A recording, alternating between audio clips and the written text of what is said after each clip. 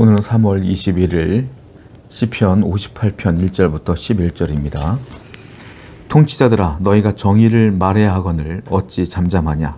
인자들아 너희가 올바르게 판결해야 하거늘 어찌 잠잠하냐. 아직도 너희가 중심에 악을 행하며 땅에서 너희 손으로 폭력을 달아주는도다. 다윗은 세상의 권력자들, 통치자들을 향하여 악인이라 칭하며 그들을 향하여 성토하고 있어요. 1절 보니까 통치자들아 너희가 정의를 말해야 되는데 왜 잠잠하냐 이 말이에요. 이 말은 무슨 말이냐면 세상의 권력자들은 정의롭지 못하고 공의롭지 못하다는 소리예요. 세상의 통치자들이라는 것은 자기들보다 더 권력 있는 사람이 없다는 거거든요. 그러니까 자기들보다 아래에 있는 것이고 자기들이 다 다스려야 되는 존재로만 보는 거예요. 세상 사람들은 우리 정치 얘기들을 많이 할 때 사람들은 막 관심을 많이 갖잖아요. 물론 관심을 많이 갖죠. 이 나라가 어떻게 될지 모르니까. 그런데 문제는요. 세상의 정치인들, 통치자들 정의를 말하고 공의를 말하지만 안타깝게도 그들에게는 정의가 없습니다. 공의도 없어요. 왜냐하면 한번 권력을 맛보게 되면 통치자의 자리에 오르게 되면 그들이 말하는 정의와 공의는 그냥 공허한 소리에 불과한 거예요. 사실은 그들은 자리 지키기에 급급하다라는 겁니다. 자기의 자리를 차지하고 더 좋은 자리를 차지하고자 하는 욕망이 훨씬 더 크다라는 거죠. 그래서 세상의 권력자와 통치자를 우리가 의지할 수가 없다라는 말씀인 거예요. 이 말은 그러므로 세상의 권력자가 아니라 하나님을 의지해야 되지 않겠느냐라는 얘기들을 하고 계시다라는 거예요. 사람들은 자신이 잘 되길 원하지 자신이 잘못되고 다른 사람이 잘 되길 원하는 사람은 한 명도 없다. 그래서 세상의 권력자들은 그 욕심을 내려놓고 우리는 그 사람들이 아니라 하나님을 더욱더 의지해야 될 줄로 믿습니다. 3절부터예요. 악인은 모태에서부터 멀어졌으며 나면서부터 곁길로 나아가 거짓을 말하는도다. 그들의 독은 뱀의 독 같으며 그들은 귀를 막은 귀머거리 독사 같으니 술사에 흘리는 소리도 듣지 않고 능숙한 술객의 요술도 따르지 아니하는 독사로다. 그 권력을 갖고 있는 세상의 통치자들을 향하여 뭐라고 다윗은 얘기하고 있느냐 하면 4절을 보게 되면 귀머거리 독사 같다 이렇게 말하고 있어요. 그러니까 귀가 안 들리는 독사인 거죠. 무슨 말이에요? 정말 독사 가운데 귀머거리가 있을까? 이게 어떤 의미냐면 귀머거리 즉 안 들리는 거예요. 안 들려. 뭐가 안 들려요? 사람들의 소리가 안 들려. 그러니까 내가 하고 싶은 대로 산다는 거예요. 사람들이 조언을 해도 안 들려. 하나님의 말씀을 해도 안 들려. 그냥 내 마음대로 한다. 그런데 이 사람은 독사야. 독이 가득해. 들리지를 않으니까 이 사람도 물고 저 사람도 물고 다닌다 이거예요. 그래서 사람들에게 피해를 주고 고통을 주며 괴로움을 주는 존재가 된다. 이게 누구냐? 세상의 통치자들 아니냐? 악한 자들 아니냐? 라고 말씀하고 있는 거예요. 사람들은요, 자기에게 조그만 힘이 있지 않습니까? 독사가 됩니다. 그 힘을 가지고 사람들을 눌러버려요.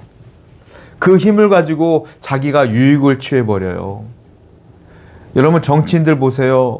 자기가 권력이 좀 생기면 다 비리에 연결되는 경우가 많지 않습니까? 사람들의 본성이 그래요. 우리는 귀머거리 독사야. 그건 정치인들뿐만이 아니에요. 어떤 힘 있는 자들뿐만이 아니에요. 다 똑같아요. 저도 그렇고 여러분도 그렇고 다 똑같아요. 인간의 본성은 뭐냐면 항상 그러므로 자기중심적이다라는 겁니다. 이게 인간의 본성이에요. 본질이에요. 사람들에게 나를 위해 줄 거라는 착각을 하시면 안 돼요. 사람들은 자기를 위하지 남을 위하지 않아요. 아무리 이타심이 있어도요, 급한 일이 생기면 나부터 챙기는 게 사람인 거예요. 배려심이 있어 보여도요, 급하면 내 이익이 더 중요한 겁니다. 그게 사람의 본성이에요. 사람은 늘 자기중심적이다. 이게 사람의 본질이다. 라는 것 아니겠습니까? 그러니까 우리는 분명히 알아야 되는 거예요. 이런 자기중심적인 본질을 갖고 있는 사람을 찾아가는 것이 아니라 우리는 우리를 더욱더 사랑하여서 당신의 아들 예수 그리스도를 이 땅에 보내주신 하나님께로 나가야 된다. 그 사랑 앞에 나가야 된다라는 거예요. 어렵고 힘들 때마다 사람이 생각나는 것이 아니라 하나님이 생각나야 돼요. 그리고 하나님께 나아가서 기도하심으로 해결받는 그 하나님의 사랑 안에 거하는 여러분 되기를 축원드립니다. 9절입니다. 가시나무 불이 가마를 뜨겁게 하기 전에 생나무든지 불붙는 나무든지 강한 바람으로 휩쓸려 가게 하소서. 의인이 악인의 보복당함을 보고 기뻐하며 그의 발을 악인의 피에 씻으리로다. 그때 사람의 말이 진실로 의인에게 갚음이 있고 진실로 땅에서 심판하시는 하나님이 계시다 하리로다. 다윗은 뭐라고 고백하냐면 가시나무 불이 가마에 뜨겁게 하기 전에 그 가시나무가 불 붙기 전이든지 아니면 불 붙어 있든지 간에 하나님이여 휩쓸어 주옵소서. 불 붙지 않도록 휩쓸어 주옵소서라는 거예요. 하나님은요 휩쓸어 버리는, 싹 쓸어 버리는 능력이 하나님께 있어요. 무슨 말이겠어요? 아무리 통치자의 권력이 있다 할지라도, 힘이 있다 할지라도 하나님이 그걸 싹 없앨 수 있다는 겁니다. 하나님은 그런 능력이 있는 분 아니겠느냐라는 거예요. 그러니까 무슨 말이겠어요? 사람은 그러므로 힘이 있을 때 누리는 것이 아니라 힘이 있을 때나 힘이 없을 때나 권력이 있을 때나 권력이 없을 때나 늘 하나님은 바라보며 겸손히 낮은 자세로 하나님을 의지해야 된다 이 얘기예요.